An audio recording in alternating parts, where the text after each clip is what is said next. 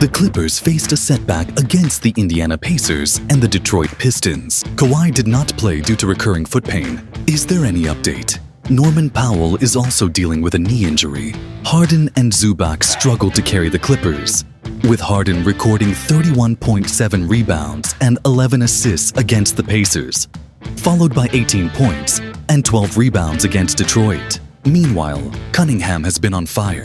He joked about not wanting to be touched because he might sizzle, almost like needing a plate. Detroit is on a 7-game winning streak, with Cade Cunningham putting up back-to-back 30-point games. He scored 32 points, along with 9 rebounds and 7 assists, hitting 4 out of 9 from the 3-point range against the Clippers. I was just reading comments earlier, questioning how Cunningham could win Most Improved Player when he was the former #1 overall pick. There's not much we can do. He's the favorite at the moment. It's not just the fans complaining, but players as well, since stats are still the primary basis. When Antetokounmpo won Most Improved, it set a precedent for who gets selected as an all-star based on their season performance. That's how it goes. Due to the Clippers' 3 losses, Minnesota is now technically in 6th place after their win against OKC, bringing their total to 32 wins. The conversation surrounding playoff entry still revolves around total wins, not total losses. Dallas and the Clippers are tied in winning percentage, but Dallas has the advantage in conference and division records. The Clippers' losses thus far are acceptable since they faced Eastern Conference teams.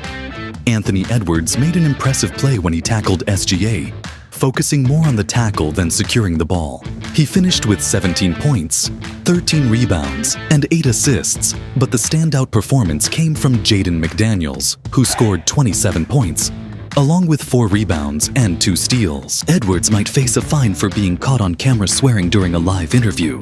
OKC maintains a significant lead over other Western teams. Apart from them, the Rockets are in a favorable position based on tiebreakers, standing at 1-0 against the Lakers, needing just one more win. The Nuggets are also ahead 1-0 in their series with 2 games remaining. The Rockets are currently 3-0 against the Clippers. Even if Houston ties with the Clippers, they still hold the upper hand. In Minnesota, the series is tied, but Houston leads in division ranking and conference record. However, Houston is struggling against tanking teams. Minnesota holds a tiebreaker advantage over the Clippers and Dallas, but lost the tiebreaker against Golden State. Golden State is in a precarious position if there are 3 ties due to division ranking. That's why I mentioned earlier that it's acceptable for the Clippers to lose to Eastern teams, as they aren't contenders for tiebreakers. However, losses to Western teams could have a significant impact. The Clippers have lost to Minnesota and Dallas, but have secured victories against the Kings and Golden State, giving them the tiebreaker advantage. In the East, the Milwaukee Bucks are on a 4-game winning streak. Since Kuzma joined, they have a record of 7-1.